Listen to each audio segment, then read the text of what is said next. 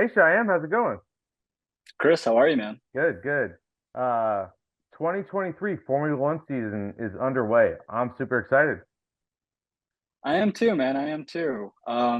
This is our fans team radio podcast, so let's give the listeners a little bit of background on us. So, Chris, what got you into F1? Yeah, a buddy of mine, Sam, who has been a big time Formula One fan his entire life, him and his family have been watching since he was very little. He's been trying to get me into watching Formula One for a long time.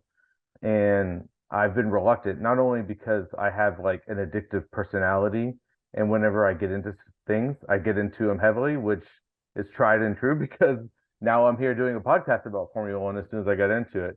But yeah, he tried for a few years to get me to watch it, and I didn't. And then I just so happened to finally say, let's give this a go. I want to watch Formula One because we randomly put on Drive to Survive one day, my wife and I, and we just instantly fell in love with the teams, the drama, everything going on behind the scenes, and then tying that into the sport, which I think is a really important part of Formula One, is the off-track stuff.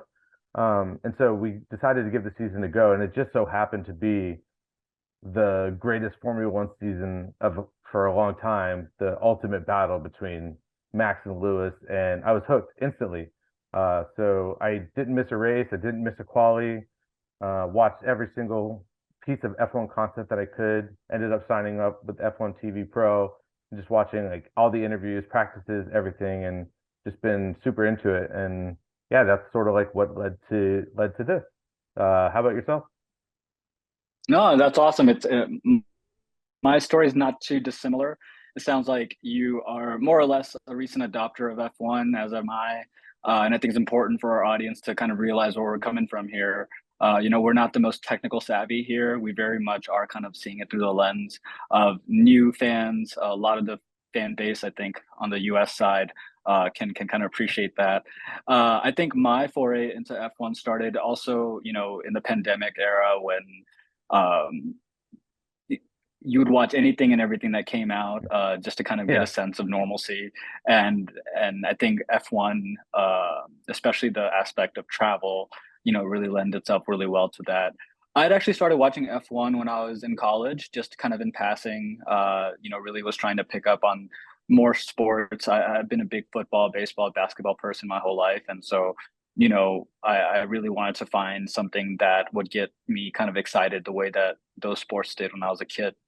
And I think the cross section of the show and then also the actual real life racing just kind of blended together and and that's where my fandom started, was back in 2019. Fully was hooked, just like you said. Found my alliances in Mercedes and Lewis Hamilton. Really leaned into that. It looks like you leaned into the dark side. yeah, yeah, a But little bit, who am I yeah. to judge? Who am I to judge?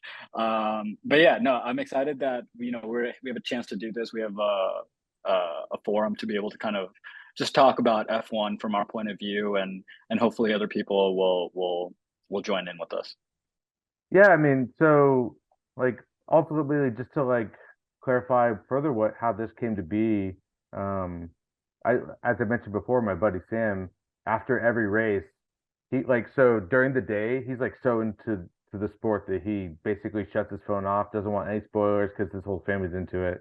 But after the race, we would like talk for hours while we were either doing other games or whatnot in our life, and we had such amazing conversations together that I was like, why aren't we recording this? Why aren't we talking about this and spreading the message? Because I felt like we had some really interesting conversations about F1, including conversations that, because like you mentioned, we're more of a casual fan, that other people weren't having, um, because other people were more focused on either the technical aspects or viewpoints that Formula One has had for a long time. And we're just like a very casual fan seeing things from a different angle.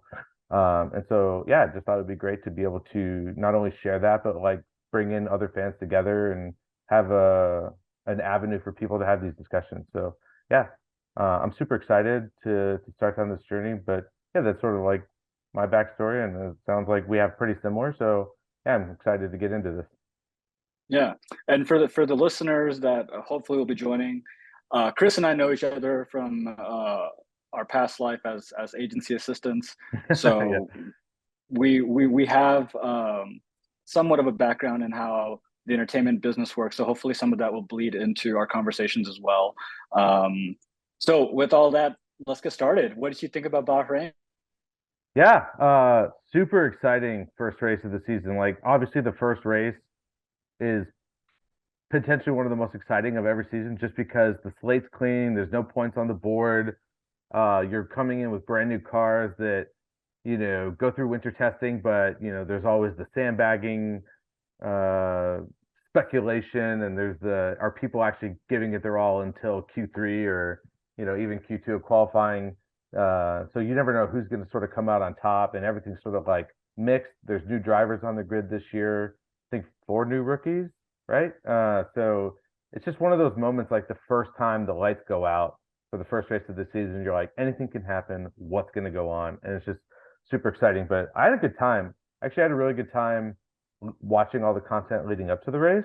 And the race itself was like super exciting. How about yourself?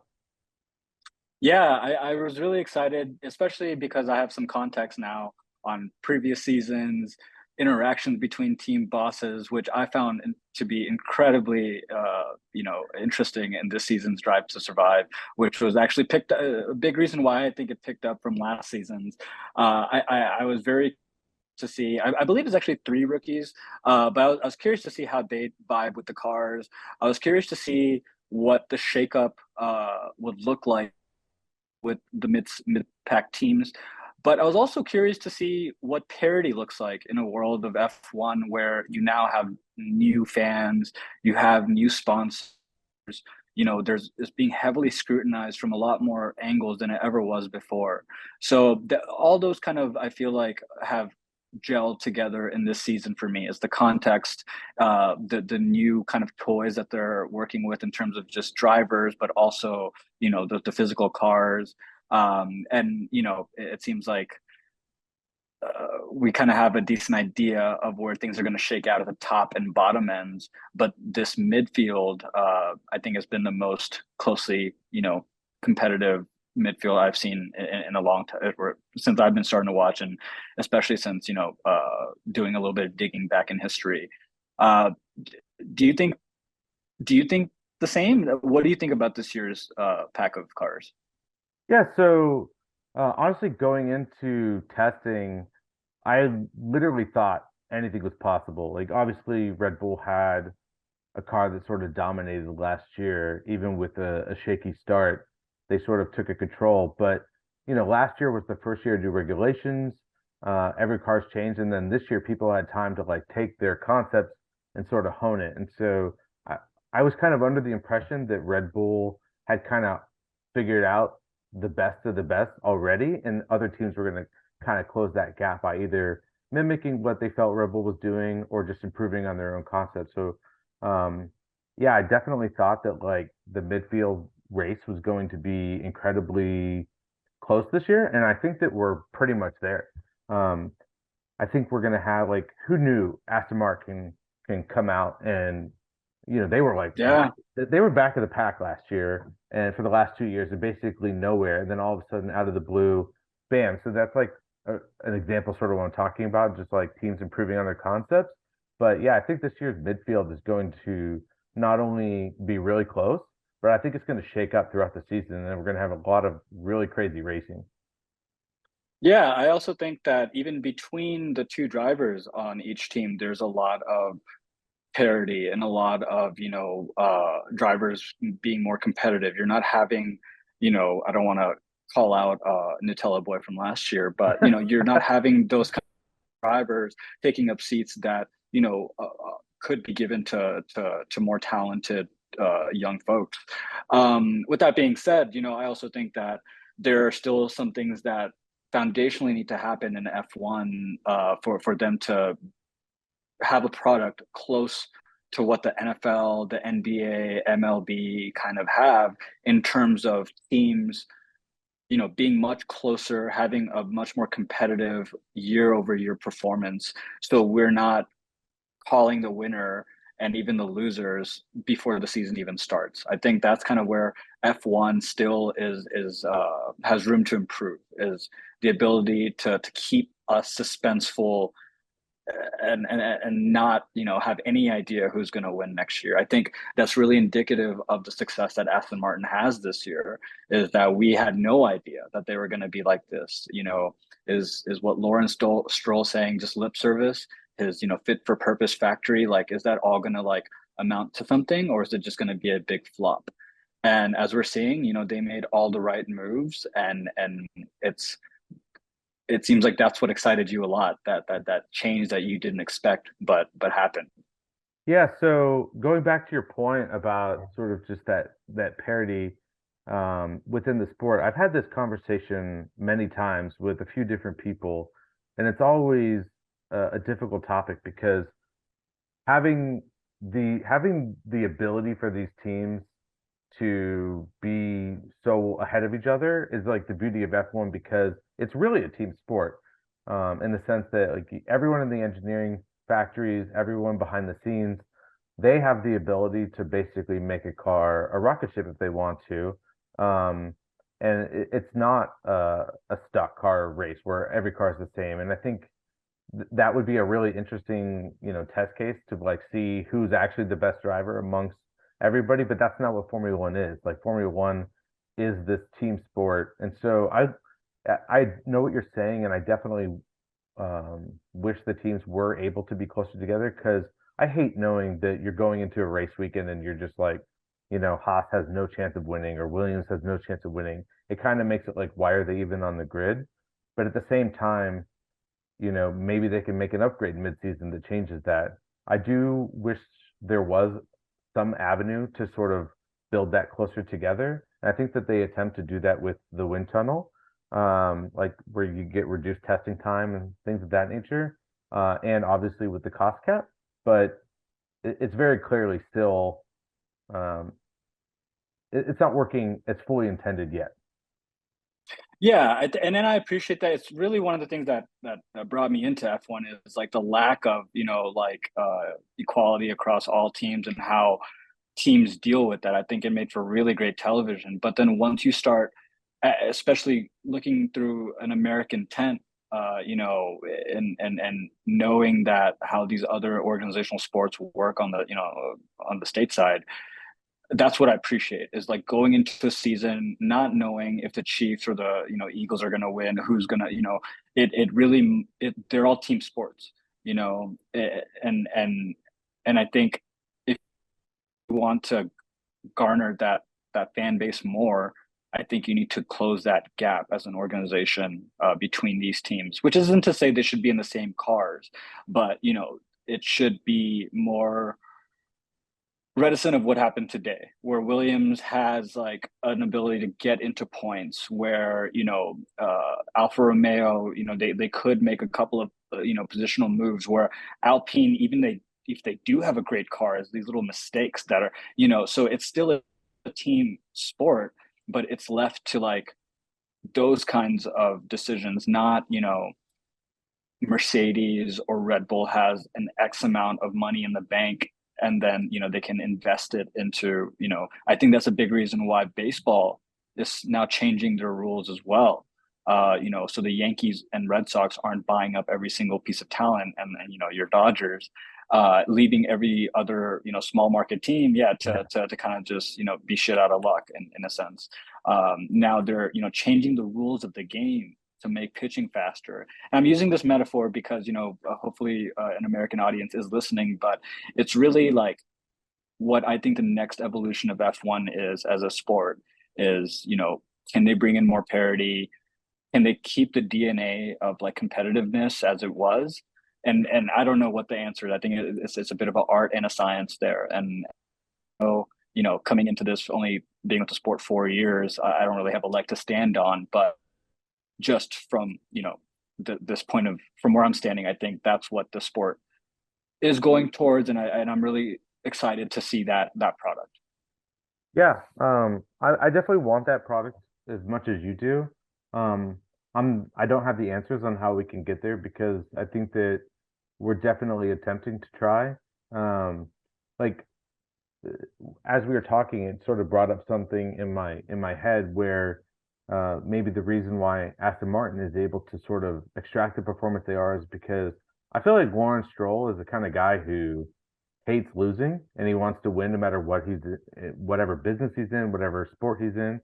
And honestly, as much as that guy seems like a villain, like in the Drive to Survive series, and like all the controversy around their first year, He's a shrewd businessman. yeah, but he is at every race.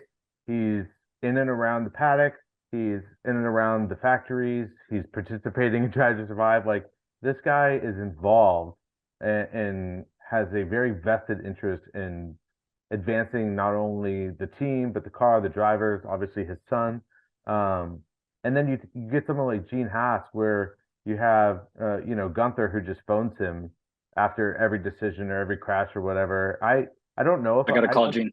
yeah, I gotta call Gene. I gotta get Gene on the phone, and I gotta call Gene. it's like Gene's involved in racing. Why isn't he here? Why isn't he helping to lead the ship? So, um, and I think it shows that like Haas basically after their first year has kind of just sort of been nowhere. And I don't know the dynamics of the team, but like um maybe not having that sort of like drive to push the team forward and just sort of be at status quo. So like maybe we need another team and maybe we need new teams in there. It actually brought up to one of my points, and I'm curious your thoughts on this too.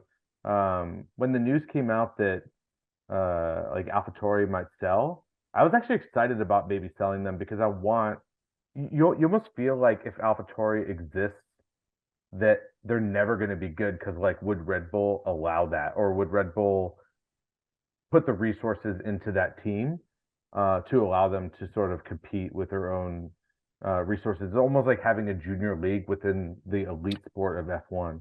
And so I was actually Yeah. excited. Like if the teams are going to not let Andretti into the league, I was excited for maybe the possibility that them or another team could get into that avenue, so there would be another competitive organization. Yeah, I mean, I don't like the idea of having it's almost like having a minor league. I'm gonna bring the baseball analogy up again, so I apologize. But it's Oh, almost like bringing a triple A or a double A team into the major leagues. It really doesn't make sense. Like, they have a field where they can compete, which is F2 and F3. And if you put some more attention into those forms of races, you won't have the lack of talent that they need. They're trying to scrap for points like we did this last year. You'll have a solid stable, a consistent iterative stable of young talent that fit all the right metrics in terms of points for you to be able to kind of pull from into these major league. I think you're absolutely right. I don't think like Williams should not be a umbrella team underneath Mercedes. AlphaTauri shouldn't be an umbrella team underneath. AlphaTauri shouldn't. Alfa Romeo shouldn't be an umbrella team underneath Ferrari. They can buy parts from these organizations, but I think when it comes up to like ownership and leadership like that, there is uh, uh there is some conflict of interest, I guess, for better words, in terms of like, will Red Bull even allow AlphaTauri to have like the upgrades that they need to be competitive with Red Bull?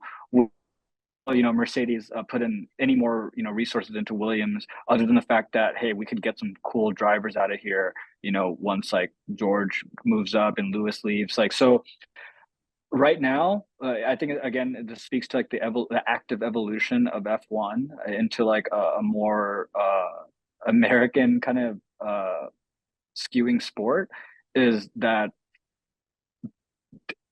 they'll probably start opening up the floodgates to let legitimately let teams in and buyers in once they realize that they can't keep having a lack of talent, and this gap in talent. It needs to be a consistent product, because Drive to Survive can only keep them afloat for so long. So I think like I totally agree with you. I think right now the infrastructure is not allowing for it because there's some more precedent uh, needs, right? I think the cost cap is one. I think me and you were talking about like the tire rules that they made, which I think feeds into like the cost cap, story. And so they're trying to kind of reach, I think, parity from that end. But I think once that's kind of, you know, settled and they have some data on how effective, this cost cap rules are, then they can start looking at things like, hey, should we have a $200 million buy-in for a team? And then once they buy in, like we don't, we don't let them in. Like it's just Yeah. yeah, it doesn't seem like there's any structure. There's it's all kind of arbitrary up to the FIA, which are like they obfuscate everything, so you don't you can't scrutinize what you don't know. So I think that will also be something that they'll have to take a look at is like who are these overlords that are like kind of just passing down rule of law without really any kind of rhyme or reason to it, you know? What I did want to talk about, Chris, is if we take a step back into Aston Martin, because I think they were for everyone like the hot ticket item. Obviously, your Red Bull, we kind of knew that they were going to handedly be be leaders in the first couple of races at least. I didn't realize 39 seconds, 50 seconds ahead of third place was going to be the delta, but there you go. You brought up the fact that Lance is Lawrence's son, obviously, and that Lawrence has been putting a lot of resources into the team. They found success, like actual success, it looks like, with a really good car and a driver who demands a lot, rightfully so. Do you think that if Lance and Lance did a great job today. I don't want to take anything away from him. I think he did with the wrist issue and everything, and barring the initial contact with Fernando, he did a great job. But if he doesn't keep this up and Aston Martin is unable to compete for a constructors title due to Lance's lack of performance, do you think there's an argument to be made that we can start bringing in a new D2? Do you think the stress on Lawrence Stroll and like his the board members of Aston Martin will have him look into new drivers?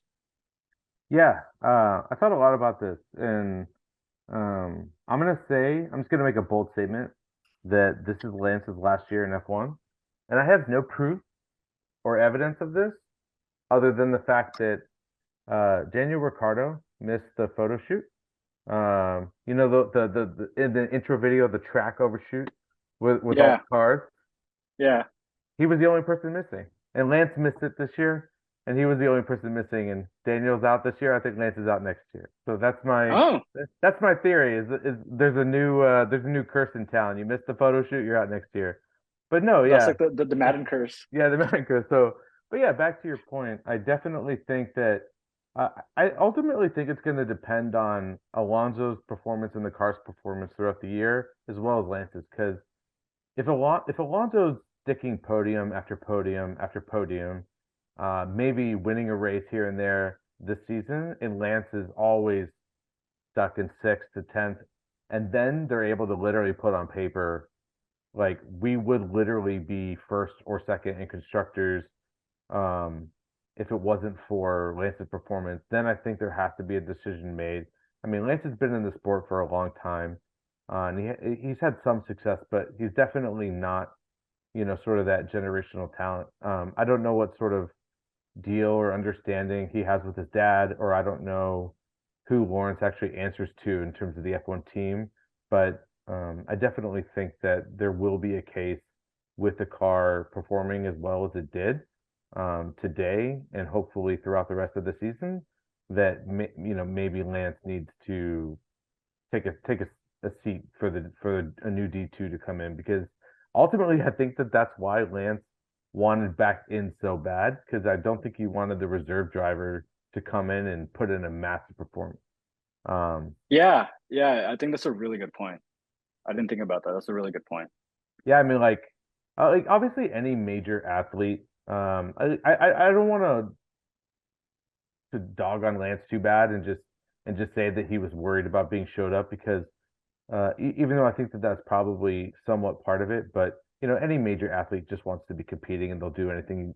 I used to race motocross when I was young, and one of my big the guys I looked up to is a guy named Ezra Lusk. I don't know if you know who he is, but he broke his arm and there was a race in like a week or two, and the surgeon like cut his bone and like welded a metal pipe and like fused it together, and he was back racing in 2 weeks. And it's like you like he basically got rid of bones in his body to continue to compete, which I think is essentially what Lance did. I think he had a rod inserted into his hand. So, um, but yeah, I definitely think that what Yeah, he showed grit. He showed grit, and he did show talent. And I'm wondering if it's too little, too late, right?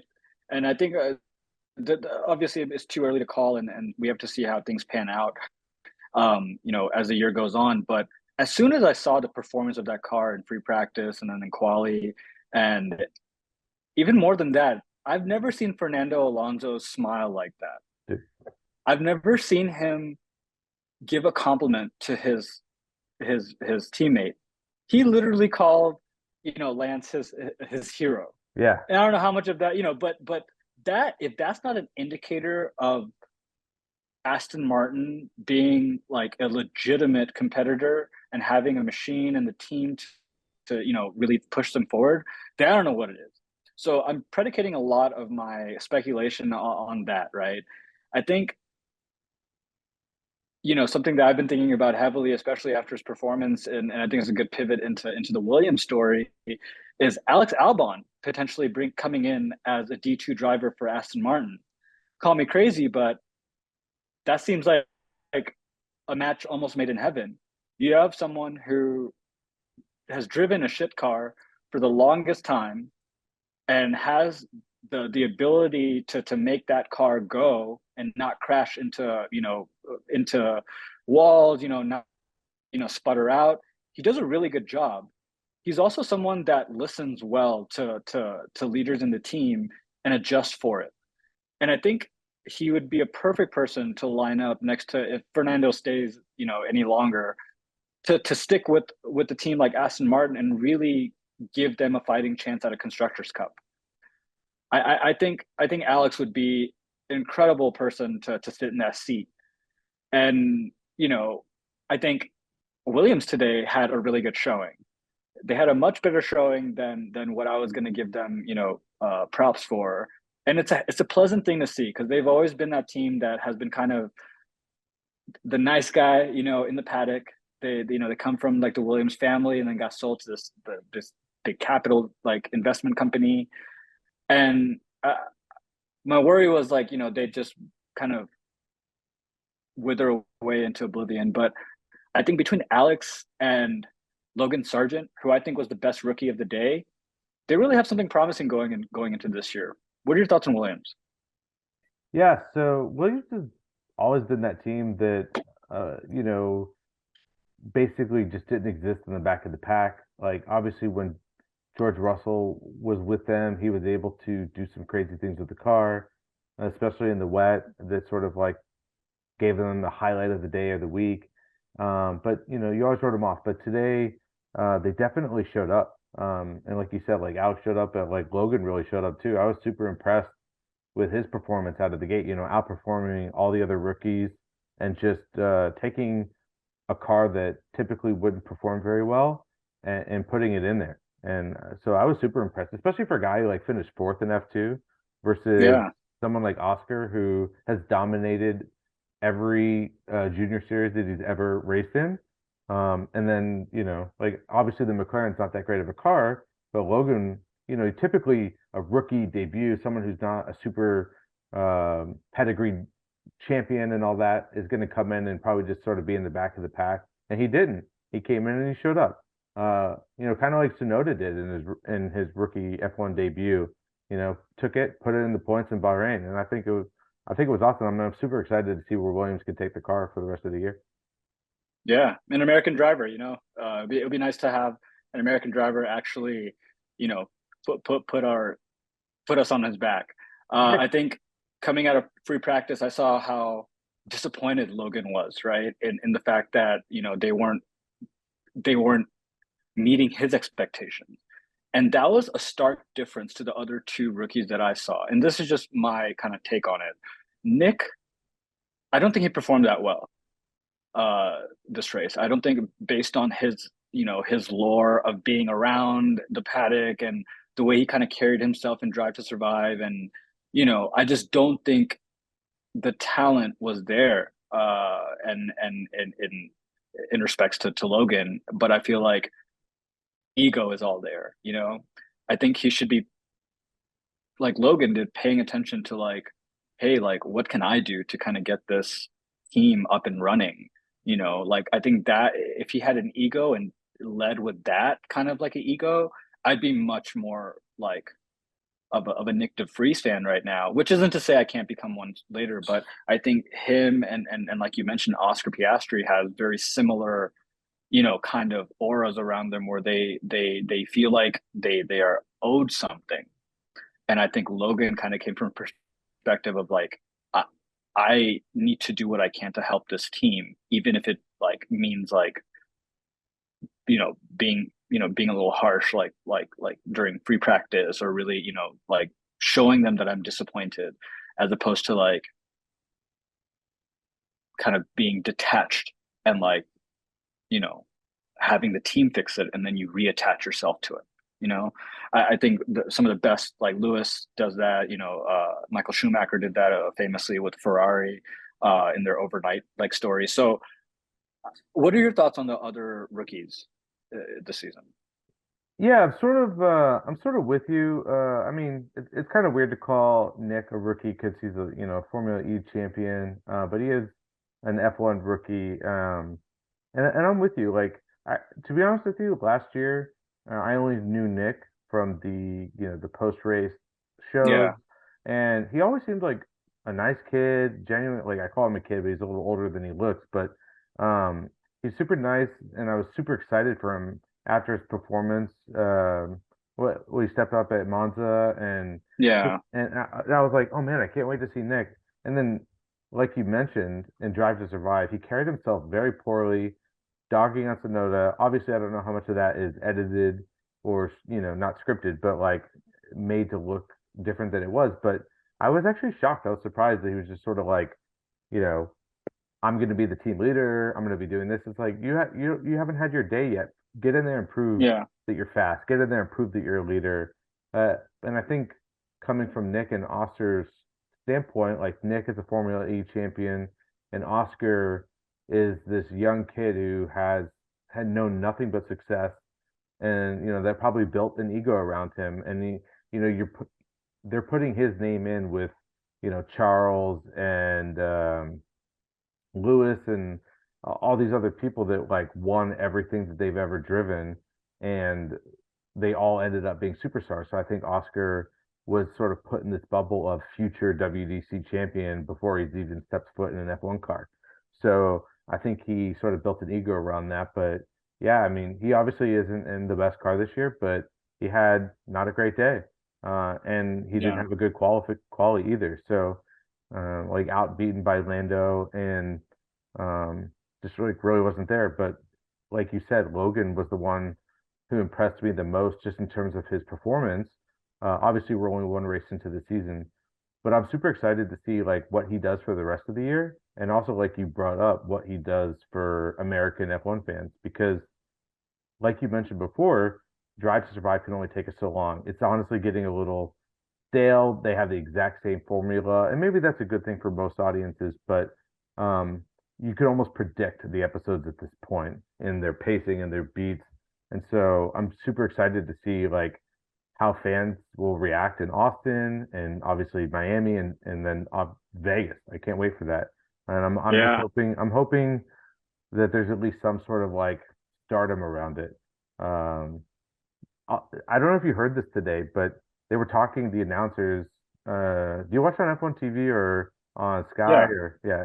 on that, So yeah, on that point. yeah, yeah. So they were talking about Yuki in Japan, and they were like, I forget who they were talking to, but they were talking about somebody in Japan, and they were like, "Oh man, F1 must be exploding over there." And they actually like, no, it's been declining a little bit, which was surprising given the fact that like Yuki's in F1 now, and you got Suzuka and all that kind of stuff. So I really hope we don't see that sort of negative effect in in America with Formula One. And I hope that like the new races in the US and Logan and hopefully potentially Andretti in the future can sort of like take this sport to the next level in this country.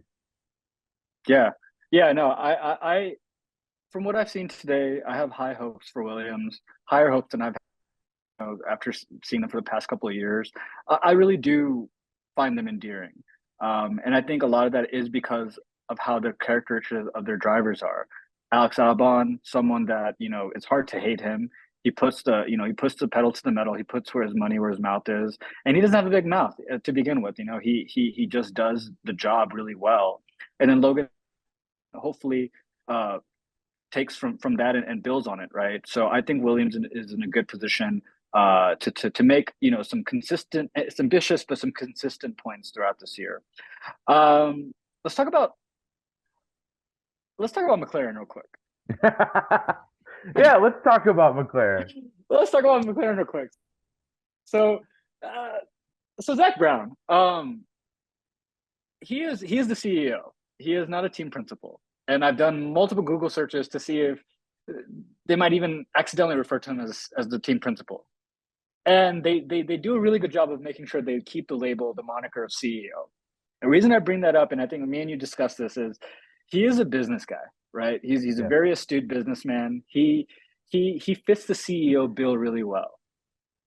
When it comes to driver relations, when it comes to all the intangible things that you need as a team principal, strategy, what it takes for the car to stay consistently like good.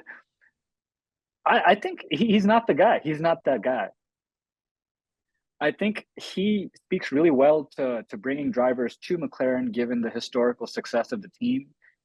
But I think that well is running really low, and I think he is probably in my top five people under the most duress going into the next two seasons. What do you think? Yeah, I definitely was excited about McLaren 2 years ago when Daniel and Lando won two at Monza, and then Lando almost won Russia. And I was super excited about the future and the potential.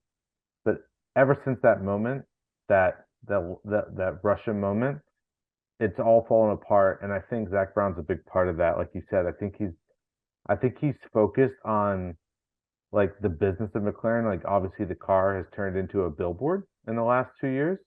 Yeah, And those like Google hubcaps do so ugly. I honestly I don't even really understand them because it's not even a true representation of the logo. And when the car is running, they're You irrelevant. can't tell. You So can't tell. uh, I I think that Google themselves noticed that because they've added more logos throughout the car. But They yeah, added those ones on the top, the digital screens, like right now. they actually have them on next to the driver too, and on the Yeah, bottom next to it's like they're like everywhere. And so, but yeah, I think Zach's like a visionary, and he's just like he thinks he knows what he wants. He's like, if I just get these two drivers in here and I just get all this stuff, it's all gonna just work out. And yeah, I just don't think that it works that way in F1. Like you need that cohesion. You need a team sort of like building together over a season or multiple seasons and all working towards the same goal. And now I sort of feel bad for Danny because you get someone like Lando and Oscar in the car are they're both generational talents. Like they're both like young drivers who have a lot of talent and a lot of room for to do big things in these cars, and they were nowhere today, just nowhere. So yeah. like is it Danny Rick's fault? Like, maybe Lando was just more used to driving a shitbox than Danny Rick was, and Danny just couldn't lock it up because he was used to driving a Red Bull or a But Renault. Danny Rick got them their only win. Yeah. You know? So like I feel bad for that whole situation, but McLaren is going to have to change something. Otherwise, two things are going to happen. One, both your drivers are going to leave as soon as possible. Like you mentioned about the potential second seat at Aston Martin. Whether it goes to Albon, I could definitely see it going to Lando or Oscar because Yeah, they, yeah, you're right. they might just be like, oh, there's another potential championship winning car on the grid. I'm out. Right. And Lawrence Stroll is the kind of guy who can buy out a contract. And he's the kind of guy Yeah, who will take any young future champion at any cost. So yeah, yeah, I definitely think McLaren is in trouble.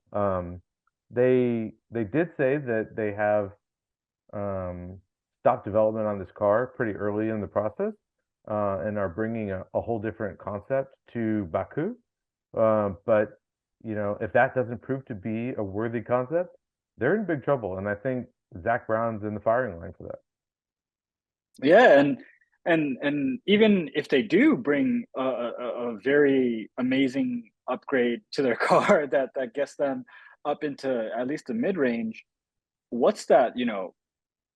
That that barrier of entry for them for their drivers to learn that car, for their teams to know how to like remediate issues with the car like as they go along. I think, and we'll talk about Alpine in just a sec, but I think where Alpine has, mistakes that can be fixed, pretty quickly because it's more behavioral.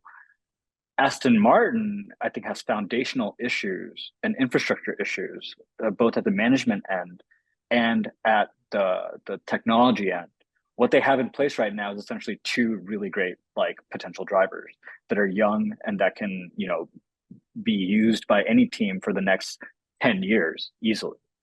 And I think two of the top five most stressed seats right now, in my opinion, goes, Zach Brown and Oscar Piastri occupy two of them. So yeah, I think this is worse than expected. They are going to be my losers of the day as a whole. Um, it seemed like Piastri had a steering wheel issue. I mean, you were talking about this. The software on the steering wheel wasn't even loading like completely. It was taking more than like a minute. So they had to retire the car. Like, it doesn't make sense to keep going, and especially like we talked about the tires. Like, it doesn't make sense to waste the tires if the whole race is a dud. So yeah, I think McLaren is probably in the hottest seat as a team. Um, I think Piastri and Zach Brown are in the hottest seats as individuals. Um, so you mentioned Alpine a little bit. We talked about it. Let's talk about them today. They had an interesting day.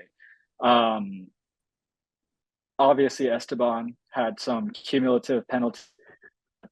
I feel so You bad know, for Esteban today. I do too. I do too. Because at a certain point, he was like, "Guys, like I've been doing this kind of stuff since I started racing. Like, why today are they?" And I don't know how much credence there is to that, right? Like, obviously, we'll have to like turn back the pages a little bit and really look through it. But yeah, well, I would love to hear what you thought about Esteban today. Like, what do you think was what happened with Alpine?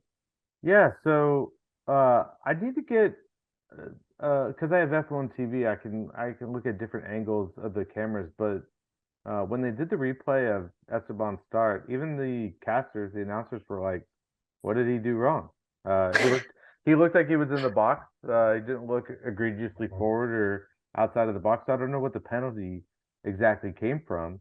Um, Because the yeah, other penalty is built on top of that. Yeah, and the other penalty is like, well, to be fair, like even if the first penalty was unjust, the pit crew caused the second oh yeah, penalty because yeah, as soon as he pulled in, they started pulling his nose off, which they can't do. yeah. But You can't touch it.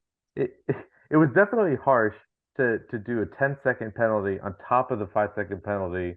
I mean, like all you're doing at that point is saying, unless there's a safety car, you're done. Like Yeah, you might as well just retire the car at that point. Um, yeah, but yeah, he was getting unlucky after unlucky, and I could totally sense a bunch of frustration. As a driver, when you're so removed from these decisions, you're just doing your job, and all of a sudden, someone's like, "Your race is over." This definitely has to be very frustrating. Um, but but the car, I was actually really worried about Alpine coming because like Gasly performed so poorly in qualifying, and but then he pulled it together in the race. He put the car up there. Like yeah, um, I was worried about the guy because the guy's had similar bad career moves. He lost the seat at Red Bull, and then he's at AlphaTauri, which is obviously like we discussed before. But Like he won a race too. He I, won a race there. yeah, he did, but he obviously got the memo, as we talked about, that it's never going to be a championship car. So he Yeah. wanted to, there's only so many seats in Formula One, so you can't just go to Mercedes, Red Bull, or Ferrari. So if the seat's not open, so you have to go somewhere where it has a potential to be a fast car. So he took the seat, and I was worried about it, but it looks like there is performance in the car, and he was able to extract that, and I'm definitely excited to see where that team goes because Esteban, while maybe not like a superstar marketable character, like he is a very good driver and very talented and still very young. And maybe him and Gasly can, can take this team to like the top of the midfield. Do you, do you think it's fair to say that it was just a bad day for them? Chalk it up to a bad day as opposed to a McLaren where it's not a bad day. It is much more serious. Do you think Alpine can right course the ship in the matter of before next race? Yeah, I definitely think that there is an avenue for them to fix their issues and be a dominant mid-tier team. The problem is that Aston Martin is no longer a mid-tier team. Potentially, Mm, they might be competing, and so then all of a sudden you have Ferrari, which is like the a championship midfield team, I would call them at this point. Like they have the potential to win races consistently and the drivers to do so, but the team is still a little wonky. The the car still has issues from time to time, as we saw with Charles's car today. And then you have Mercedes, who definitely have a championship winning organization, and maybe the car isn't 100% there yet. So, and that's already four teams. So, like the best you could do is fifth, right? So, yeah. um, it's going to be interesting to see whether Alpine can breach that and get up into the top four, or maybe even the top three. Otherwise, fifth is the best you could do, and that's like where nobody wants to be. So, um, Yeah. I'm definitely excited that we have so many top cars as competitors this year. So it's almost like we have F1 or like F0, which is Red Bull, and then F1, which is Ferrari, Aston Martin, and Mercedes, and then F1.5, which is the rest of the pack. So Yeah. Yeah. so it's going to And be then a you have F2, McLaren. yeah. Yeah, and who knew? Like Yeah. I, I know Zach had rung, some bells early on that this is not where they did not meet their performance target or something to that effect, And I know Toto, and then the culture of sandbagging is so prevalent in F1, so it's really hard to tell who means what and who means nothing. Even Otmar and Laurent Rossi, who I think has a pretty good synergy right now at Alpine. In terms of silver linings, that's something that I really hope they lean into more. I think Pierre Gasly. I don't think he is going to be the answer like Allen Iverson, right? But he is a step in the right direction. And in terms of damage control that they were able to do after last year's just fallout, this is a really great. I think Otmar he really showed gumption in getting Pierre in there. And I think it's that same gumption that's going to help them develop more and more and become more cohesive as a team. I do agree with you. I think given the strides that Aston Martin has made in this past offseason, I think Alpine is probably going to have fifth as the best to look forward to. But silver lining for them is that they have two French drivers, relatively young. They're probably not going to be like the you know the generational talents that you're referring to, and Oscar and others, but they're going incrementally in the right direction. So I think if you're in a fifth place team, inherently that's probably the best case scenario for you. Um, let's talk about Ferrari. I think you know it's a it's an ensuing issue from last year. Poor Charles. There's only so much you can do in that situation. And then Carlos just got taken over. It seems like his car was sliding a little bit, just like kind of Lewis's was. What do you make of Ferrari's season right now? I know you have some strong thoughts on was replacing Mattia with Freddie Vasseur the right move. do you think it's going to take a little bit of time for that to really manifest, like the positives that they're looking for? What do you think? Do you think this is all a big mistake of an experiment? Uh, my high level is I miss Mattia. He's just such a character, like on not only Drive to Survive, but just on the pit wall. I just miss his presence. But Yeah, I definitely I don't know whether replacing him, the only time will tell. Like I think there's going to be more fundamental changes that need to be made other than just him to Fred. But what we saw today felt exactly like last year. It felt like a little bit of disorganization. Obviously, Charles had a great performance until his car just died. And at the second I saw that it was his car that died, I was just expecting him just to like walk out into the middle of the track and let somebody run him over. Like he's just like, not again. Like, oh my God. because this guy, he is a talent like none other. And I think that if Yeah, Max didn't exist, Charles would be dominating the sport.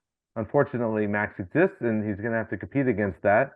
But this guy deserves to be in a car that can perform. And obviously, or honestly, Ferrari should be that car.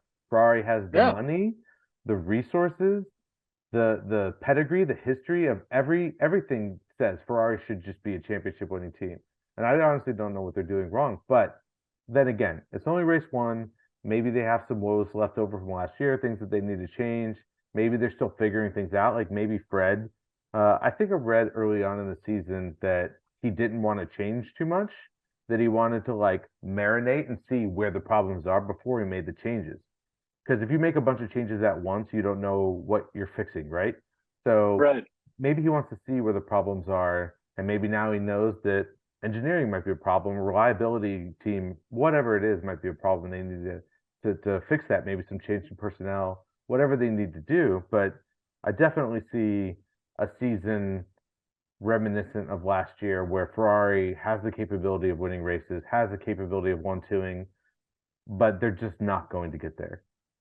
So Yeah, I think the point that you made about like deductive decision making, kind of seeing the imperfections as they are, and then slowly taking one away, seeing and kind of, I think that's a very conservative way to patch a problem, and there's benefits to that, but there's also a lot of time that solution requires, and if we know anything about Ferrari, is that time works a little differently for them. yeah, Uh, you know, they a lot of pressure on the drivers, but also on the team principal to show results right now.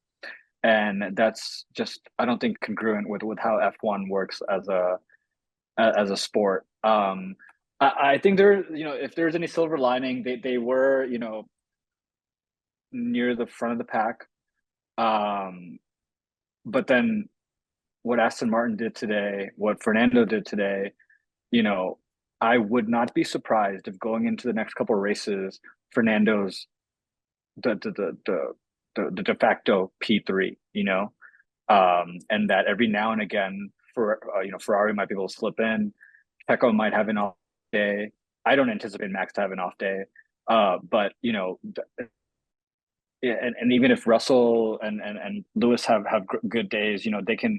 So Ferrari, I think, are maybe even taking a back step, not due to anything that they've done, but due to the fact that the other teams are actively moving incrementally even in the right direction, whereas they're kind of just sitting in the same spot.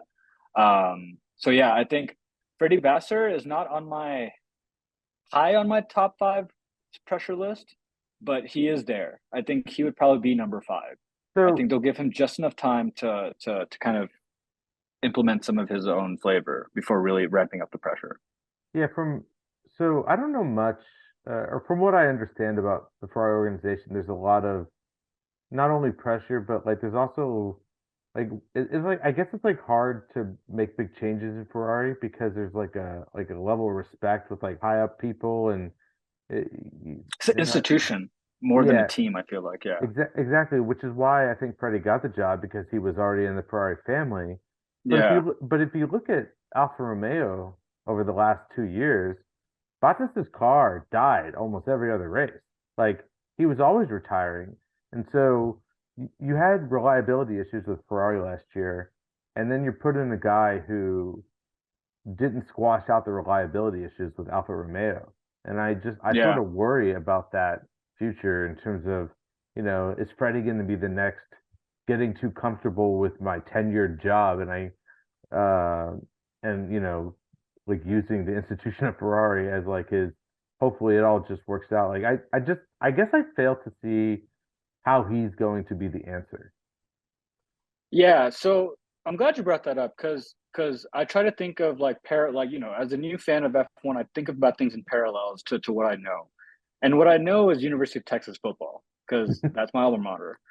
An institution. It Yeah, has, over the course of the last few decades, it has been an institution in college football and in college sports. But then how UT works is the board members are kind of making the decisions. It's not usually on the people who are on, boots on the ground who right. know the ins and outs of what they need as a culture. It's these like high level like donors and board members that are slightly removed but have deep pockets. So then you have things like Tom Herman and Charlie Strong and all these iterations of coaches that don't fit the bill of what we need at UT. And that's kind of what I see at Ferrari right now. I think you made a really good point of Fred not patching up those issues at Alfa Romeo. I think by virtue of him being in the Ferrari family, him having a good rapport with Charles, like that, it wasn't completely merit based. It probably was like relational based. Right. Then you go on to think like, well, who the hell else could they have gotten, right? So I think a great example of that is, Mike Crack uh, over at Aston Martin right now has a track record, at BMW, at Porsche WEC, slightly different, right? And I think Yos Capito tried a similar thing with him, but I think those are the kind of folks that are going to be the diamond in the rough that can be brought for cheap and execute against a real plan. And you can see that with Mike. Like Mike, he's not Otmar. Otmar was more relational and kind of like a more light presence. And, I think Alpine vibes with that more.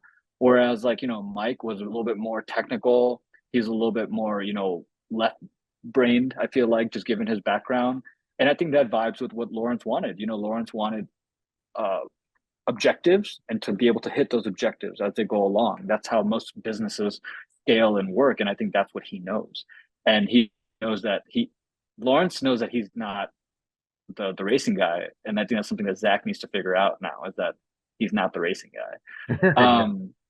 Yeah. So I agree with you. I think Fred, I want to give him the benefit of the doubt. I think he's a good team principal. I really do hope that those relational, like, connective tissue does give a Ferrari a fighting chance and helps them fix their woes and their car.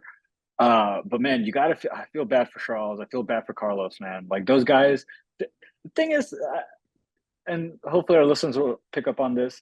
Character means a lot to me. Like I don't know about Yeah. you, but character means a lot to me when it comes to just like liking someone. And when there's only 20 of them on the grid, like you could, you know, you can be a total shithead and be great.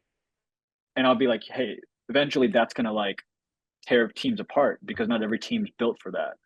But as Fernando has proved. But right now, Ferrari has two really good drivers that are patient. And like you said, like Charles could kind of go wherever and any team would want to have him.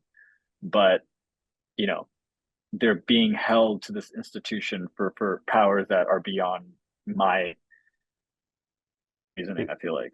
it's it's weird with Ferrari specifically because first of all, like where are you gonna go? Unless the seat opens up at either Red Bull, um, or Mercedes and maybe Aston now. But Ferrari's also just like the name. It's like a dream for these drivers. Like so Yeah. like leaving that institution, like leaving the red car, the famous Ferrari, like I think that would be a difficult decision. And like they're clinging on to hope that Ferrari's going to go back, to the Schumacher days and just like dominate. And I just, I just don't. That's what I hope for UT football. Yeah. But like you said, I definitely think Fred is a good team principal, is experienced, and hopefully that they can sort of find their way, and hopefully they can make some changes. But I definitely think after today they're in trouble a little bit because it all fell apart in a matter of a few laps. Like Charles' car Yeah. died, and then the dag on Carlos's car. Just watching people just pass him pretty easily. Like I see a repetition of last year where they're just going to struggle. Um, Yeah. so we talked about McLaren and how they're our biggest loser and they're sort of on the hot seat of being the worst team right now, which is very surprising. But they're going to bring an upgrade to their car. Now we have another team that's sort of in a similar situation, which is Mercedes. Um, they stuck with their no pod, zero pod, side pod design of a car. They thought they could fix it. It's yet to be seen whether it's fixed or what maximum potential they can extract out of the car. Do you think it's time for them to sort of like ditch that concept and do another massive upgrade like McLaren might do at Baku and sort of like bring a whole new concept? Because you brought up the fact that Red Bull was what 30 to 50 seconds up the road. Like that's not From P3. That's just yeah from P3. yeah Yeah. that's not competitive in any way, shape, or form. So like even if you're consistently podium, but you're 30 seconds behind Max, you know, what are you doing? Like, Yeah, yeah. I mean, and I'm like, I'm sure. Here's the thing about Mercedes that I really gravitate towards is the fact that they are pretty self-actualized. They don't hold themselves to a standard that they're not at, like that, and that's what I respect about them. I think you saw Toto and Lewis visibly, distraught after qualifying. They didn't really, you could tell they weren't sandbagging like they were in previous years where they had a championship winning car. They know that this side pod, schema is not going to be a world championship contender. And so this year, I think George Russell already said that Red Bull has it in the bag this year. That Max is probably going to win every single race this year without unless like something weird happens. I think right now Mercedes is in a place. I honestly say they're in a place that's better than what I thought they were going to be. As a Mercedes fan, you know, I love seeing Lewis battle with Fernando. Like I'm as a Mercedes fan, I'm jealous of Aston Martin, but I'm thoroughly entertained as a F1 fan. So and Mercedes will probably stick in this like fourth, fifth spot throughout this year. And then I think next year is when they'll probably reintroduce some sort of side pod concept, much more aligned with Aston Martin and with Red Bull. uh, I have, I'm sort of a mixed on Mercedes as a team. Actually, I'm gonna admit that 2 years ago, I didn't like Lewis at all.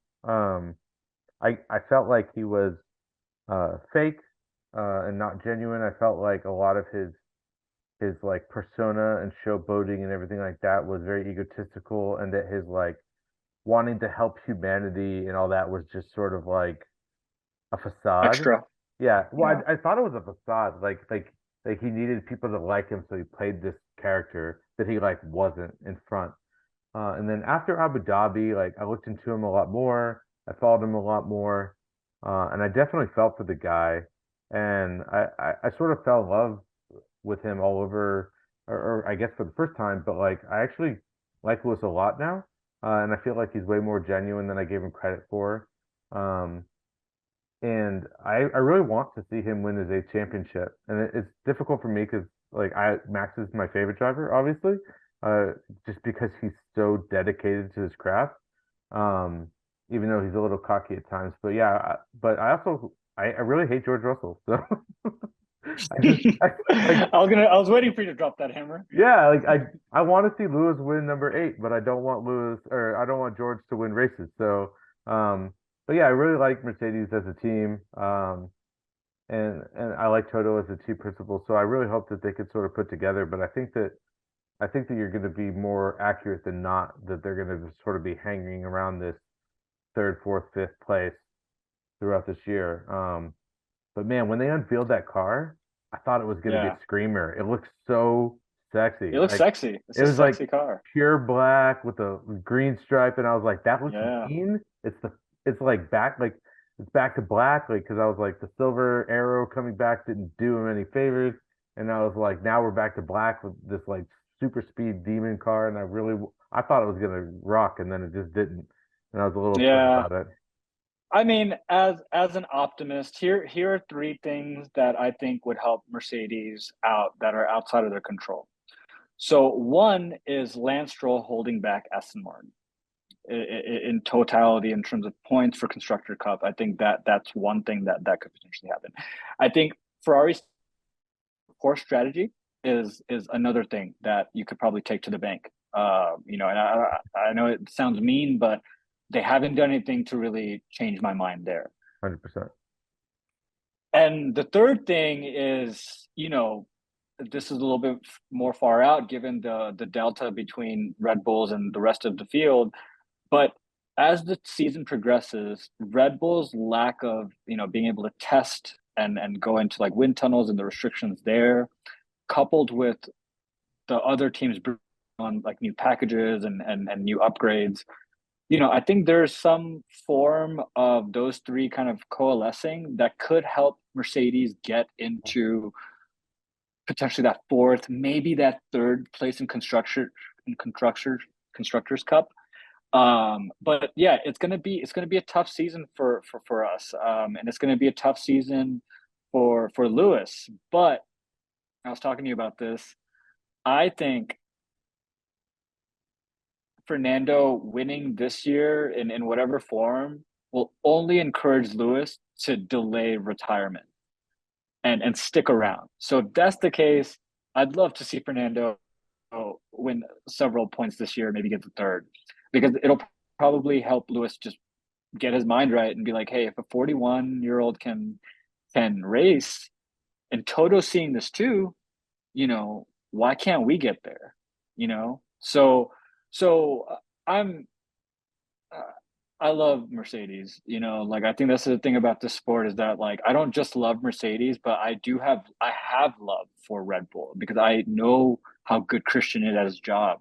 When he called it and was like, yeah, Danny doesn't want to fight. He doesn't want to come up for a fight, and he stuck with his laurels there. That was the right call.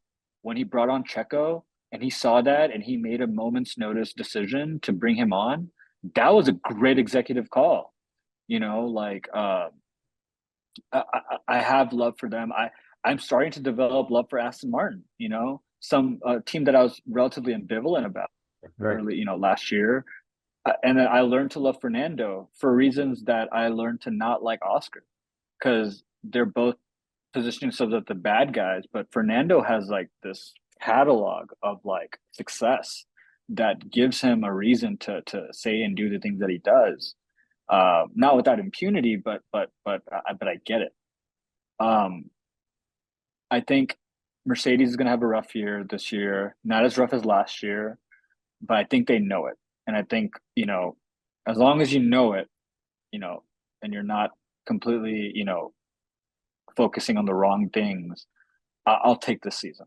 As a fan, I'll take and focus on other things that I really love about the sport, which is like, Fernando really driving in. I love Checo. I would love to see, I'm on Ginger Spice's FM radio on like love for Checo. Yeah, for sure. Um, but let's talk about Haas real quick because I want to love Haas, Chris.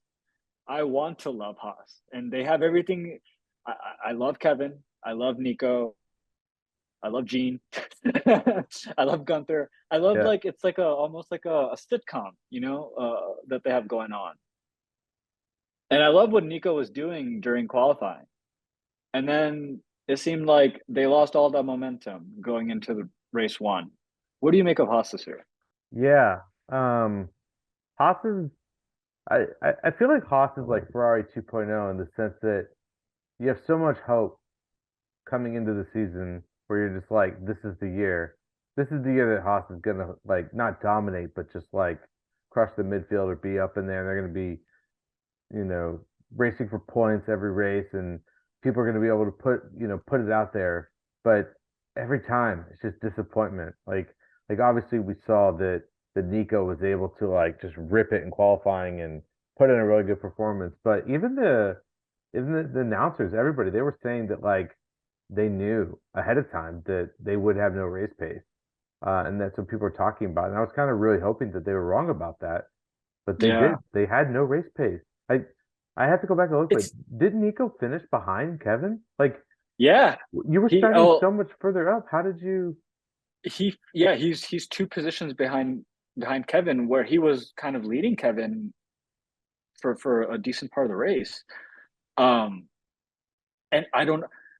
I guess I'm still learning. The disparity between like the race pace and quali and like the lack of race pace like when you get to race day.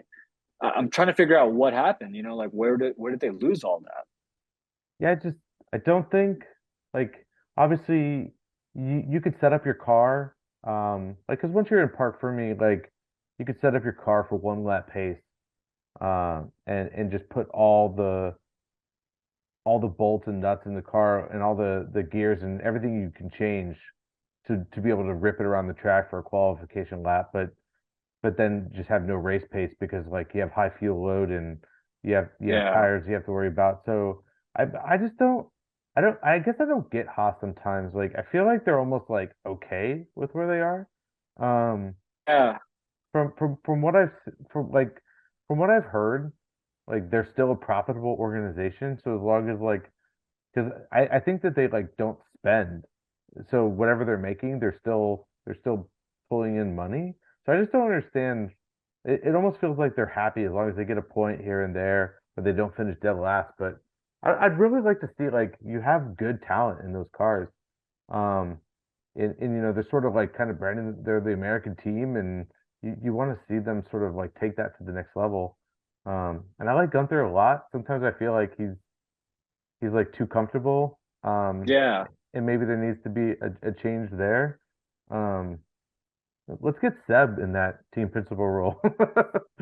Hey, I'm all there for it. Yeah. I'm all there for it. I think there's no sense of direction with that team.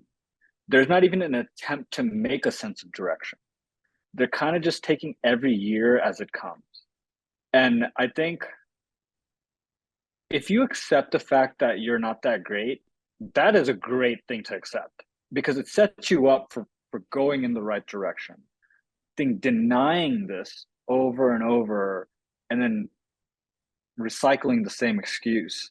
Because, like you said, the next season of F1, we kind of already know what Gunther is going to be saying to Gene, what Kevin and Nico are probably going to be saying to each other, and what the commentators are going to be saying about Haas. Like I already know that narrative going in that and this season's not even like done yet. Yep. So when you get to that point as an organization, that's unacceptable as a professional sports team. Like that's just unacceptable. And because if that was the case, the Golden State Warriors would have stayed dead last. Remember in the mid 2000s, like early 90s, they weren't doing anything. And then all of a sudden they started focusing on a mission. They got Steve Kerr, they got Steph Curry, they got Clay, Draymond, and then they are a dynasty now. You know, like th- there's so many examples of like teams that are downtrodden or out of luck, team sport like teams that as soon as they a sense of direction, they were able to kind of come back into relevancy. And I think you're absolutely right. I think there's and I think in complacency, like there's a lot of confusion mixed in with it, and it's just a ship that's kind of going in circles, like out in the middle of the ocean. Well, yeah, I mean, if you watch Drive to Survive, like Gunther's living the high life, man. He's got a Oh yeah, huge mansion. He's hanging out with in North Mattia in the Carolina. hills and Yeah. drinking wine. It's like if you got this cush life and you just have to make sure that you don't crash too many cars, like, are you like, cause wasn't Gunther like a mechanic or something? Like he convinced Gene to sort of start this team. Like I feel like like you totally said they don't have direction, they don't have this drive, and they're kind of a mess. Like, they took on the Mazepin family. Then what was the oil sponsor they had? There was a huge mess with that. Um, Ural Kali from no, is no, that that's the Mazepin company. There was a rich energy or whatever like that.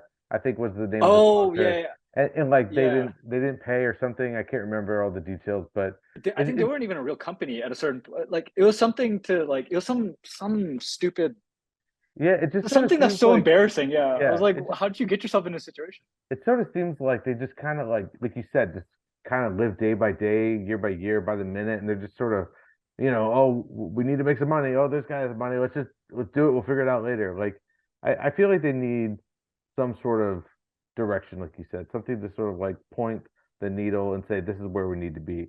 Um, Yeah, so yeah, I don't expect too much out of Haas this year. Um, and it's unfortunate because like you said, I like Kevin, I like Nico, and I like Gunther too. Like I want to see the car be able to be competitive, at least in the yeah, midfield. yeah. And I'll I'll wrap up on Haas with this. I think even the drivers that they have are drivers that are not incentivized to go win a championship. They're incentivized to keep a seat in F1. Yeah, So like when you even boil it down to the incentives of the drivers, like Nico Hulkenberg is not like, hey, like I came back to win a championship. Kevin Maxon's not like, hey, I came back to win a championship. They're literally like, yeah, we were like, shooting the shit like at our in our personal lives, and then Gunther called, and we yeah, answered, yeah, and that's what I mean by having a stable of young talent that are up to par to take in those seats at any given time. It gives that incentive a skew that I think a professional sports needs, especially team sports. And I think that not just for F1, this is for any team sport. You can even say cricket. Like as soon as you know your ass is on the line and that there's someone else that could come in, eagerly take over, your sense of like competitiveness just changes automatically. Like, and that's what we talked about offline with Danny going over to Red Bull, and how that would affect Checo's performance, his having to look over his shoulder. It's not the most healthy thing, but it's the right kind of stress needed to get an organization to go win. Um, so yeah, I think Haas this year, another one to kind of forget about. But I was hoping for more. yeah. I fully agree. Um, and we haven't really talked about Red Bull. Obviously, there's probably not much to say. They're kind of infallible at the moment. Yeah. Max was just still up the road. Like you said, uh, Charles or Carlos or whatnot said that they might win every race, and I definitely think that's possible. I don't know if that's ever happened before in Formula One, except for uh, Seb got close to it. yeah, there was another team. They didn't win every race, but like that one team, Ross Brawn or whatever it was, like the white car. It was like their Oh, okay. first year in Formula One. They had no logos, no sponsors, and they dominated the whole season. That was like I learned that from Sam. I didn't get to watch that myself, but I probably should go back and actually watch the season. Heard it was crazy. Um, I mean, that was the era probably when there's no cost caps and yeah, these for other sure. like these other red tapes, which I'm all for. I mean, I will say this about Red Bull: they literally copied and pasted the car from last year as they should have, and they're just gonna run it. Like, how cool must it be to just be like, hey, like we don't really need to do a whole lot. We're just gonna go out there and dominate. It's like the fucking like the Celtics when they had like Larry Bird and like Kevin McHale, like they're just go out there and know that they dominate, and that's kind of what I'm seeing from Red Bull, which makes it a little less entertaining because I did like the kind of like Christian stress. Like, a stressed Christian is a way better TV than a calm Christian.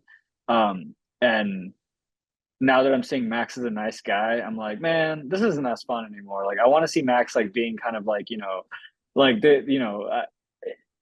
but that's the only nitpick that I have about these When guys is when like that they're when Christian on Drive to Survive at the very end, he was asked, "Do you miss your rivalry with Toto?" And he was it's like like, no. "No." I was like, "No." I was like, "I miss your rivalry with Toto." Like, the banter between you two is like literally what got me addicted to this sport. Like, and I think that's almost a negative thing that I came in on the best year of this rivalry Yeah. between Lewis and Max. They were crashing into each other. They were back and forth, points every race. It came down to Abu Dhabi, tied on points. Obviously, there's the controversy, but at the end of the day, it was like the most incredible season of F1. And that was the last year where the team principals got to phone the race director on team radio, so you get to hear Toto yelling at Michael Masi over the radio and Christian yelling at him over, and you were just like, this is so freaking entertaining. And Oh yeah. unfortunately, some of that has gone, and hopefully, Red Bull dominating isn't going to be too detrimental. Like you said, it takes a little bit of the interestingness out of it and the excitement out of it. But hopefully, we did just do this huge regulation change. Hopefully, we can get back to that point before 2026 when they do it all over again. But Yeah. yeah, like I definitely miss a little Christian and Toto banter, and I hope we can get back to something of that nature. Which is why I miss Matthias so much because he was the other team principal character. Like Fred is this like quiet guy, and like I really like the reason why I fell in love with Formula One is all these personalities and characters that kind of live Yeah. in the world, and these people are all elite at their own level, and it's just fun to like watch them exist in this world that doesn't matter to a lot of people, but it's just super interesting. Um, Yeah. but yeah, like what? Yeah. I will say the team principals, once you start, obviously drivers are who you're watching, right, and competing. But I think this last season did a really great job of showing the competitiveness of the team principals and kind of like what it's a top-down mentality, right? If we take Aston Martin, for example, Lawrence Stroll being this like shrewd business guy, he's gonna hire someone like Alonso. He's gonna hire someone like a Seb, right? Like it just makes sense, because they're shrewd business drivers Right. essentially. And then that's why like I look at like Laurent Rossi for Alpine, the relationship he's being able to forge with Otmar is gonna lead to Pierre and Esteban probably having a better relationship. That's my hope, right? Just this top down mentality that seems to cascade. Ferrari is the only one, man, that it does not fit the same bill. Like, because they can't seem to get the top right. So everything at the bottom is just like, just old shit. Just And so that's where I think like paying attention to is also really critical in kind of understanding where a team is going and where a team can go, even like if it's just a change of management, they can be off races, no pun intended, but yeah, you know, you definitely have to uh fix that the top because you can't just put two championship drivers in the car. Like you can't put Lewis and Max in the McLaren. They're not going to win races either in there. So you have to fix yeah, like you said from the top down, but there is some interesting competitive within the team principles, and I'm excited to see how that shakes out. Yeah, yeah, let's look ahead. We got Saudi coming up in 2 weeks. It is. It's yeah, very in very 2 weeks. very different track than Bahrain. Like it's street track. It's very fast. Walls are tight. Although I think that they expanded the track a little bit. They made it slightly wider with a little more runoff area. So maybe it'll be a little less, dangerous for shunts like Schumacher had last year. but obviously it's a very different track. We're assuming we're expecting Red Bull to dominate there as well. Um, but it'll definitely give the opportunity for teams who might have bigger strengths in that kind of circuit, and we might see a huge shakeup in the midfield again. Yeah, I think another, desert-based track, tire deg is going to be a big thing to that rolls up into strategy. I think this race will show um, potential rips in the seams of some uh, you know, uh, teams, while maybe shining some light on where other teams are really making up their space with great strategy, right? Like a Mercedes, I think would have a good chance to fight for a fourth or a third in this race, barring nothing weird happens, because they do keep an eye on tire dag, and they have a really good understanding of when to bring in Russell, not to double stack. Like they have a really good understanding of that. I think this is for Ferrari could potentially, if we experience the same things that Carlos Sainz had to go through with his tire deck situation, it could be a rough one for Ferrari. Given how sturdy the Aston Martin looks, I can definitely see them pulling out another just great performance in Saudi. Um, and my bold prediction is that Alpine will both drivers will be in the top 10. Yeah, I think Esteban has a lot to bring himself back from. I think the one thing that didn't happen in Bahrain, which is going to shake things up, is I think we're going to get some red flags. I think it's inevitable. Yeah, So we'll be able to close that gap from Red Bull and maybe have some tire strategy play a big role. Like you said, it's going to be high. So hopefully we'll be able to see a crazy race, even if it may or may not ultimately be dominated by Max or Red Bull. But yeah, I'm excited to see Alpine. Excited to see if Aston Martin can continue the performance that they had. And then, hopefully the experience of like Lewis and Mercedes can put that car up on the podium. I'm excited for it. yeah, yeah. So as we wrap up here, Chris, let's just get some final thoughts from you. Winners and losers from Uh, Bahrain. well, Who put in there? I think we're both going to agree here. I mean, big winner is Aston Martin. Like you said before, hearing Alonso, I was almost like knocking on wood the whole time.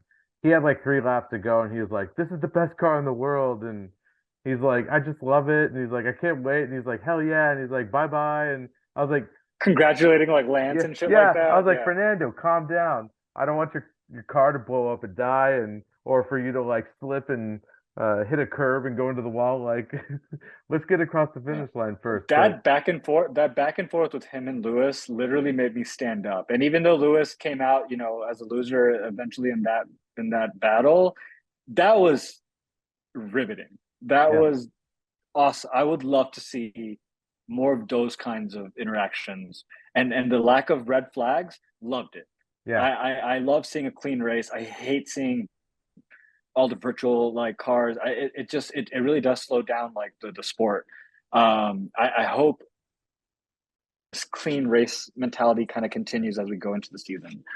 And then losers, who you I got? mean, it's got to be McLaren. Like, Oh yeah, McLaren is just they have so much talent behind the wheels of their cars, and they just were nowhere. Like the steering wheel issue with Oscar, and then Lando with his what 7 pit stops with a leak. Like I don't know whether they were like having their own like second winter testing session and just like I think that's essentially I think what they ended up doing is like they're like we might as well use the time to test our car. yeah, because he kept coming in, and I guess they had to repump pressure into the car and then send it Yeah, back out again. But it was just one of those things that you were like beating a dead horse. But yeah, hopefully they can use that time wisely, or hopefully they did use that time wisely to sort of help sort some problems out for the next race. But yeah, big loser for the day. Like Oscar was the first retiree from the race. Lando was out shortly after, and it was just sort of like, what's going on, guys? I mean, I think Will Buxton saw Lando like punch a wall in testing. yeah, It just shows where they're most likely going to be at. So yeah, big loser for me in Bahrain. Winner got to be Aston Martin because Yeah. man, their performance today was just like you said, got me out of my seat, got me standing up, got me rooting. I was like cheering, like coming straight off of Drive to Survive and seeing all the Fernando drama and how happy he was to be changing teams and I was just so excited for him. So Yeah. Yeah, and it, as I go into my mid 30s, it gives me something to look forward to. yeah, Um, and cool. So I totally agree with you. McLaren's big losers. I think that, and it's hard to feel bad for them. They don't even have Danny Rick for me to feel bad for them for. I just right. feel no sympathy for them at all. They kind of put themselves in this position. I think, another loser of the day is probably, of course, Esteban and Charles. But I think that's something that they can fix. I think that's something that they can turn the ship right. I think in terms of hot seats, I'll go over my top five. I think the top hot seat is going to be Zach Brown. I think the second hot seat is going to be, uh, I would say Gunther right now. I think as much as like he's getting a lot of levity, this I can see Gene being like, "Hey, we have to go a different direction." I think third is going to be Oscar. I think he put a lot of conundrum into this past, off season, and not to his fault, but still, it's not a good look. I think Yuki is going to be my fourth. We haven't really talked about him today, but he barely just outdid Nick in today's race, and I think if he doesn't shape up and Nick starts to outdo him, then regardless of if AlphaTauri is doing great or just somewhat decent, Yuki will probably lose his seat. And I think the last one is uh, who did I say before, Chris? Yuki, uh, Gunther, Zach, and Oscar. And there's one more that I had mentioned earlier, and it's Lance. So Lance. Lance, I think Lance needs to great showing today. But he has to start competing for P4, P5 at the very like least, Yep. um, consistently to keep him in that role. So those are my top five hot seat prospects. It'll obviously change as the year goes on. But what are you thinking about that? Is there anyone that you have that I might have missed? I'm in pretty much full agreement with you. I think Yuki was a good call out because I definitely think he's just been sort of this guy that's been there. He, consistently gets like 1 or 2 points, but he's not really performing at a level that's, especially, he's not improving. Um, and he's been shown to have like sort of that abrasive attitude towards progress.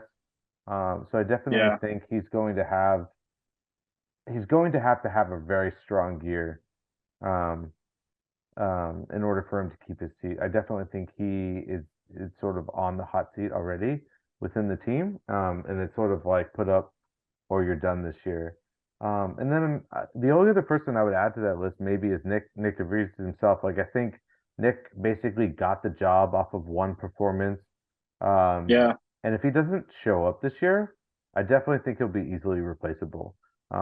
Especially with any new young talent coming into the sport, people that can have longevity because Nick is not that young. And if he doesn't perform, he may not be worth the gamble over the long term. Um, yeah. but yeah, so I'll full agreements with sort of that list, and I definitely think, especially with the team principal level, that there might need to be some shakeups as early as next year. Yeah, and I guess if there was a sixth seat in consideration, I'd probably put Fred Vassar. Just given the nature of that role, and he'll have at least this year to develop. But you're walking into fire already, and I can also see being a part of the Ferrari family can also be probably a little. It could probably also have its downsides. You Yep. know, um, Last thing before we go, I want to yeah. hear. I want to hear WDC. Who's your top three? Who's first, second, third in drivers' championship? I want to see how close we can Early get to call. predicting. Yeah, sure. So early call, I got Max winning it all this year. Um, I have Checo coming in second, and I have Fernando Alonso coming in third. Yeah, I mean, I think that's pretty much like what is going to be expected. I don't see Max not winning this championship as early as possible. I definitely thought Checo was going to win last year, and he or got second last year, and he didn't. So, um, man, I kind of really want Fernando to be in that second seat. So, I mean, I don't think it's unreasonable. I don't yeah. think that's unreasonable at all. So I'm gonna go ahead and predict Fernando in second. I'll put Checo in third. So, but yeah, Shake it up. yeah, because I think Checo can have more off days than not sometimes. So, there's definitely races where he just seems completely on it, and then races where he's just kind of like putzing around in no man land for a while, like in a very long race. And then, Yeah. constructors. I mean, I think I have to put it for Red Bull. I don't know if you think it go any other. Yeah. I mean, Red Bull probably get number one for sure. I think number two is going to be probably Ferrari. And I think number three is going to be Mercedes. Oh, are we putting Lance out so far down the line that Aston can't pull into that third spot? I think the delta between three and four is going to be much closer than one and two and one and three, or Yep. sorry, two and three. Just kind of how the landscape's looking like right now. That's why I made the point. If Lance is the reason why they don't get into constructors, like even the top three constructors points, that's going to be something they're going to take a look at. That's going to be what's going to, I think, trigger the conversation of potentially bringing on a new D2. Uh, so just given my conservative estimate, I think Ferrari will come in second. They'll probably be many points behind Red Bull. But I think Mercedes with George and with Lewis consistently putting up points, will probably get that third slot. But I don't think by a whole lot. Yeah. Uh, I fully agree. Cheyenne, it's been a blast. It's been, we've been talking about doing this for a while now, so had a lot of good time, and I'm super excited about this Formula One season. I'm super excited about, starting down this journey with you, and getting to sort of to share this with hopefully some fans and seeing where this goes because I think there's a lot of cool and interesting things to talk about in Formula One. I'm super excited to see where this year goes. Yeah, yeah. And to the people that may or may not be listening, as we grow this out, we'd love to invite you into our conversations. We'd love to hear what you're thinking. If we miss something, if you totally disagree with us, that's the only way we're gonna have fun doing this, Chris and myself, is getting real engagement from fans that are on the same trajectory of their fandom with F1 as us, or they're further along than us and they need to, we need to lean into them to learn more about the sport. So I'm excited, Chris. I think this is going to be a really good season. I think it's going to be a very different season in Yep. certain ways than what we expected, but I think it'll also line up with certain things that we're predicting. So what those things are, we'll come to find out. But I'm really excited to be able to do this with you, man. Yeah. Great. Well, yeah, just like Cheyenne said, super excited. Let us know if we've missed anything or how you feel about this first episode. But we'll see you in Jeddah. We'll see you in Saudi. Yeah. Bye, everyone. Yep.